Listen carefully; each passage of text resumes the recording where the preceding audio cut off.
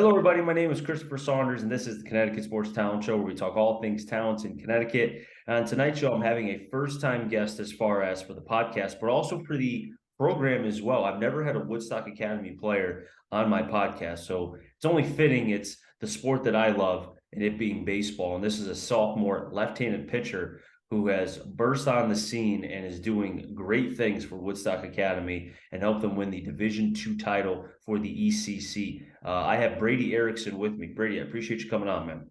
Thank you. I appreciate you having me. It's awesome to be able to have obviously a player like yourself on, and also too, and maybe I'm biased because you're left-handed, but what you have done and accomplished, and we'll get into that, and later on in this episode, is just amazing. So it's going to be awesome to be able to talk with you. Before we get into that, you were just telling me how last year as a freshman you did not play that much. And I know that there was a lot of talent ahead of you and that, you got to respect that and you just paid your dues. But seeing what you've done this year and looking back on that, right, in less than a year, realistically, are you, maybe not shocked, but just kind of like, wow, I'm doing this. I would say, yeah, I'm not, it's like not less of a shock because I'd expected to be playing varsity coming up through my years, but it is a wow. Like I'm part of this team, just won division championship, looking to go on for an ECC, even a state championship. And everybody knows that's the goal. And the coaches expect me to be a leader this year. And it's really nice to be appreciated by the coaches and all the people on my team, even though I'm a sophomore that didn't play much last year. So it feels good to be a major part of this team. Talk to me about kind of the work that you had to do last year with some of your game that maybe had to get refined a little bit, had to get worked, right? Talk to me about that. So last year I was a guy who I'm a big guy, so I would try and pull like hitting wise, I try and pull every ball, and that wouldn't work. And coaches knew that at varsity, just throw me away. It's hard to pull that outside pitch, so I had to really work on hitting that middle away approach at the plate, and then pitching wise, I really had to work on, for one, velocity. The harder you throw, the harder it is to hit, but also location because not everybody's going to throw 90 miles an hour. But being a lefty, coming from a high release point, if I can have good command on location, Mhm. that's just as hard to hit from any hitter. Hearing what you said about the harder you throw, the harder it is to hit. I will say that with the game now being so much with high velocity, I'm not disagreeing with you, but I can make the case that the harder you throw, the easier it is to throw because it's such a consistent thing and dudes are seeing it, especially as you move up. But looking at the movement part and with you being left-handed and us talking about some of your pitches, that kind of gives you an edge because you have that natural movement that not every right-hander, because some right-handers have that kind of natural boring sink either down in the zone or what we like to say in softball terms, the high riser as it goes up because of that spin rate. But having that movement is key. Yeah, I agree that what you said about the faster velocity being more of the norm, it kind of comes as easier to hit for like the more experienced college level players. So it's also good to, like you said, have a lot of movement on your pitches because it's like you see the tunneling where fastballs and curveballs kind of overlap. And if you can have good tunneling and make sure all your pitches look the same out of the hand, I feel like that's got to be the most important thing as a pitcher because as a hitter, it's most difficult to hit a pitch that looks like a fastball and then all of a sudden it's not a fastball. Well, you added not just the tunneling aspect that you spoke of also, because people who may not know, tunneling is so picture if you're at home, ladies and gentlemen, and you're throwing towards home plate and picture two sides of, let's say, a black screen per se, and you're kind of trying to condense it. And you're throwing a pitch, and let's say one of them is your fastball and it's straight or it's got a little bit of movement. If you throw a changeup or a curveball in the same area, but have it dance late and have it get cut or sink or whatever the case the pitch is. If you give the illusion like it's one pitch and then it darts to the other side, that helps with the tunneling aspect and tricks the hitters and so on. Can you maybe explain that for people back at home, maybe as well, Brady? Yeah. So the main thing about that is as a hitter, the hitter's main job is to kind of pick up the spin because obviously as you get higher up in levels of baseball, it's not going to be a fastball every time. So Mm-hmm. you have to be able to hit that 90-mile-an-hour fastball, but also be able to pick up that last minute drop of a curveball or a changeup. But as the pitcher, their goal is to make it as hard as possible for that hitter to do that. So you want it to look the same all the way up until as latest as you can for it to break. So the hitter has the least amount of time to make their reaction and actually hit the ball. And the biggest thing, and we know technology is really kind of becoming the name of the game. And I don't know what Woodstock Academy has as far as the technology, but I know the high school levels around Connecticut. I'm seeing Rapsodo. I mean, I went to a Yankee game on Friday, and I saw on the top of the scoreboard where they had the players and what they did. After the pitch was thrown, if it was not made contact wise, it would give the vertical break of the pitch. It gave the velocity. It gave a number of stats. And then if the ball was hit, it would say exit velocity. It would say how high as far as what was the speed off and so on and so forth. Just talk to me about kind of how much the technology, if you kind of embrace yourself with that, has kind of helped with your development as a baseball player.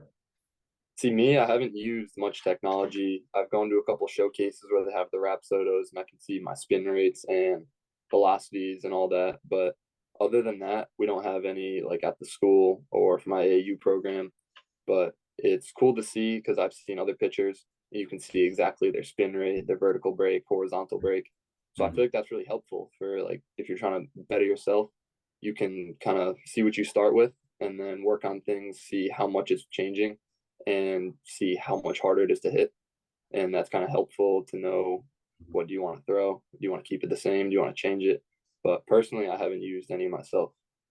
I can tell you though, and I hope that they have an opportunity this season, maybe either now or in the playoffs, to kind of see your stride from the rubber to where you finish as you're about to deliver that ball. Because I noticed, and they started doing this the last couple of years at the pro level and the MLB level, where they measure your stride and see the release point, right? And it's huge, especially for yourself, because you're throwing 60 feet 6 inches. Well, if you're releasing the ball at the 54th, foot mark, right? Now the ball is coming in 6 feet quicker. And if you've got good stuff or your ball is moving, you're talking about that deception for hitters. You want to talk about that a little bit if you can? Yeah. So, like you said, you're not going to be throwing it. Like the hitter's not going to be seeing the ball coming in from 60 feet. It's going to be more that 55 foot to even shorter, depending on who's pitching. So for me myself, I got long structure. Try and kind of push out as far as you can. For one, it gives you more strength with your backside, throw the ball harder, have more movement. But also, it's the hitter has a lot less time to react because it's like seeing the same speed, but from 5 feet closer. So they have like you said, the six less feet to actually make their decision to react. So that distance from off the rubber, I'd say is actually very, very crucial to pitching because it's just kind of makes it harder for the hitter to pick up that spin like I was talking about in that little amount of time, even though the pitch might not be any faster. So what's the height? As you being only a sophomore, you're still going to be growing. So what's your height right now? Right now, I think people ask me this all the time. I think I'm like 6'6", and doctors I've heard I might keep growing, I might be done, but I'm around 6'6", maybe 6'7", but I think just around that area. I'm not too sure though. So basically, you're the Randy Johnson of Woodstock Academy. Is that Yeah, right? that's what some people have called me like, wow, you could be the next Randy Johnson. I'm like, don't go too far. Hey, not a bad comp though. Just don't kill a bird. Just don't do Yeah, that. I know. Don't kill a pigeon. Yeah, or a pigeon. Sorry, I didn't mean to hurt birds out there. Pigeons, you're right. But no, it's very unique because again, I'm not 6'6". I'm 5'11". If I wear three socks, maybe I'm 6 foot, right? But for you to have that height is a blessing and a curse. And it's a blessing because not many people have that. We talked about the length of the stride and so on. And I'm not saying it's a curse in a bad way, but as far as your development, you're having to learn not just how to throw at 6'6", but let's say, you go the entire summer, you don't grow. Then, let's say you're just, you put the baseball down, you don't touch it until late in the winter. You could grow another 2 inches. Now you're 6'8", and now you're having to almost rework not your delivery, but now get accustomed to that 2 extra inches that you've grown. Does that make sense? Yeah, that does make sense. I kind of see it as like this might be a weird analogy, but like you're walking down the stairs, you think there's an extra step, hit the ground. That could kind of be like the feeling you go to plant out from a pitch, and if your foot hits too early, in your brain you might like be expecting another 2 inches or so to be able to stride out, and that could really mess with your release point because you try and release it roughly is when your foot's hitting the ground, so that you're on balance, you have the most power behind it. But if I were to grow that 2 extra inches and kind of catch me off guard, my release point would be kind of lagging behind, and I feel like I'd struggle to miss, or I'd struggle missing high a lot because my release point wouldn't be on time. Now, we talk about the overall growth that you've had, and hopefully, however you keep growing, God bless you. You'll go, I think you have the sky's the limit for you, right? But let's focus on this sophomore year. So you come into this season, right, with a limited experience as far as the varsity level, or I think, did you, no, you played varsity, right? Your freshman year a little bit. I played a little bit. It was only really pitching. I didn't hit much though. Okay. So you came into this year, and I don't know what expectations you had for yourself. I'm assuming you wanted to make sure that you showed this like very early, like, hey, I'm here to stay on the varsity level. I don't want to go down. I want to stay right here. I like playing in the big field. It's nice, right? To quote, Yeah. so on. So, talk to me about kind of the expectations that you had for yourself coming into this year. Coming into this year, I had high expectations for myself and also the team because I had known what we were working with, and I wanted to make sure coming into it that I was a big part of it. And I'm pretty happy with where I'm at right now. And we had a lot of preseason workouts with just the guys. I made sure to get there, try and take charge where I could, but not be like trying to take the power out of the seniors and juniors' hands because that's not my job to do. I'm still trying to earn that spot. But I still want to make sure that I was going there, getting better, getting the team chemistry so that going into the season, I could kind of fulfill the role that I was expecting of being more of a leader, even though I'm a sophomore. Now, are you pulling a Shohei Ohtani? Are you pitching and hitting this year? I am pitching. I think, or I'm pitching and hitting. I think I've been hitting 3 and 4 all year, and I've pitched, I think, 5 or 6 starts. Now, being a tall, we talked about the pitching side. I want to get to the hitting side because I don't want to get anybody mad if we didn't talk about hitting. Because I know some people like hitting. I know pitchers, maybe we're a little different, but you're good at hitting, so you like it right now, so you're fine. But being such a tall guy, right? And I'm just thinking when I would face tall guys, when I was back in my day when I pitched, the biggest thing that I did was I wanted to jam them in because I felt like because they had such long arms, it's hard to pull those tree branches in, right? So Yeah. for you, do you run into that same problem or no? Every once in a while I run into it. It's kind of more of a situation where I'm not expecting it to be in, but it's to the point where most pitchers try and focus outside because, like I said, I try and pull a lot of the balls, and they know that because they know I have that bat speed and I'm able to catch up to that inside pitch. But there are some times where inside pitches I do struggle with, like maybe a low and inside pitch that it's already a tough pitch to hit, being low, being so tall. But yeah, every once in a while I get problems or a little jam roll over to the first baseman. But I feel like I'm pretty good, keeping my hands quick to the ball and not struggling too much with that inside pitch. Talk to me about, because I've always wondered, when you have a start like you did last, right, where it was something you'll never forget. Usually the build up to that, it's either a season, maybe it's the game prior where you just were a little bit off, you know what you did wrong, you go in the bullpen, you fix it, you come back out, and you have a start of starts. For you was that something where it was building, like it was getting to that point where it's like boom, it burst, it popped, and you had it, or was it where what the previous start, I knew what I did wrong a little bit here and there, maybe I was a little off on my glove or my arm side. Just talk to me about the lead up to that previous start that you had. Yeah, so for me, I think I had 4 starts prior to it, and it was kind of like a weird roller coaster. I started off really good. I'd say I got better in those next 2 games, but then the one game before, I struggled a little bit, and I knew what I struggled with. And then I didn't pitch for about a week and a half, so I had time to work in the bullpen at practice and just throwing and figure out what I was doing wrong. So going into that game, I kind of thought to myself, I'm not going to let this happen again. I'm not going to make the same mistakes. And luckily, because when I'm pitching, I don't really think about it. But luckily, the work I put in that week and a half or so had really helped me, and I was able to just consistently figure it out. Talk to me about the start because I know everybody wants to know about it. Talk to me about it. Yeah, so we were playing away. A long bus ride came in, only about an hour to warm up, and I'd quickly get it. Just kind of got a good stretch in. I wasn't thinking too much of it because obviously I didn't know what was going to happen. We already beat that team, but I didn't want to downplay anybody. And first inning, I had 3 strikeouts. Everybody was like, "Wow, you got 3 strikeouts." I wasn't thinking much of it. Then I kept doing that. I had 3 strikeouts up till 18 strikeouts in the sixth inning, and I don't think anybody had even made contact. Like there might have been one or two foul balls, but everybody kept saying it like, "Hey man, you got 15 strikeouts.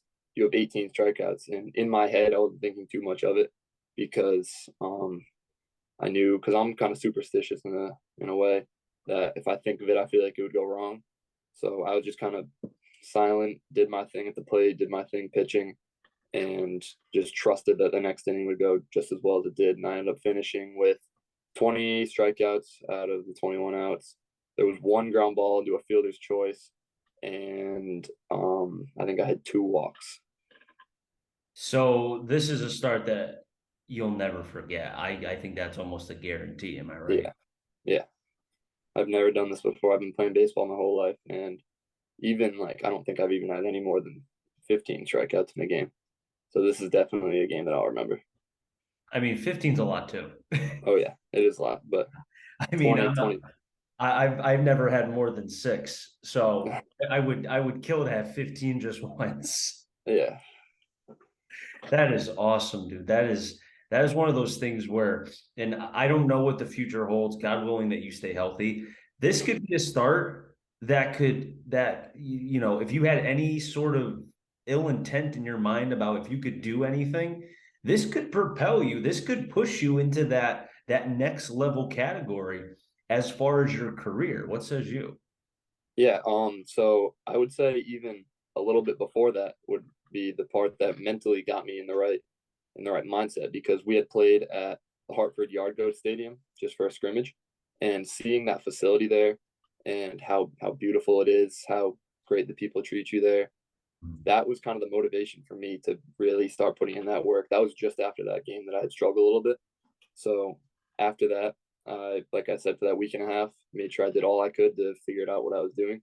And then seeing that all of it did really work was just it made me feel good about myself, knowing that the work I'd put in wasn't for nothing. So after that game and still right now, I'm still trying to get better, focused on winning the CCC championship, and I still have 2 more years, so I hope better to come. Talk to me about the attention, right? Because after a start as you had, there's going to be, regardless of where you are in Connecticut, it could be the smallest town with a population of 100. A game like that garners attention all over the state. How much have you gotten, if you want to speak on that, and how have you been able to handle it? I haven't gotten like a crazy amount. Like I've had like family friends, old teammates, stuff like that talk to me. I've seen posts about it on Instagram, Facebook, but there's been nothing too crazy. Like I said, I haven't talked to any coaches yet because I'm still a sophomore, so no coaches ever really came in. Mhm. But obviously, I'm talking here. There was posts about it on the school athletic page that had pretty good amount of views on that, but there hasn't been any like nothing too crazy. It's just people notice it. People are congratulating me on it, but there's been nothing outstanding. Yeah, I didn't know if maybe Channel 3 or Channel 4 would be knocking on your door, be like, hey, we want to talk to you because you struck out 20 dudes. We want to talk to you. No, not yet. Hopefully. Hopefully, you know what? If you do that again, they can't ignore it now. Oh Now, yeah, now it's not a fluke. Now it's 20 is 20 Ks regardless. yeah. But hey, Brady, I really appreciate you coming on. A lot of fun being able to talk with you. Before I let you go, kind of give people real quick, as far as with how many games that you have left and kind of what is the overall projection with this team as you guys head into the playoffs. So my coaches, teammates say it all the time. This may be the best team that I play on at this school because we have a lot of senior talent, a lot of junior talent. So right now, my mindset is to make the best of it, do what we can, we've been practicing really hard recently, and it just feels good because we know we're getting better. We know we have a serious shot at winning this ECC championship.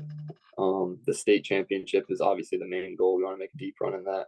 So going into the season, even that was our three main goals, was to win the division, the ECC, and then the state. Recently, we just won the division championship, so we just got two more to go. Brady, I appreciate you coming on. A lot of fun being able to talk with you.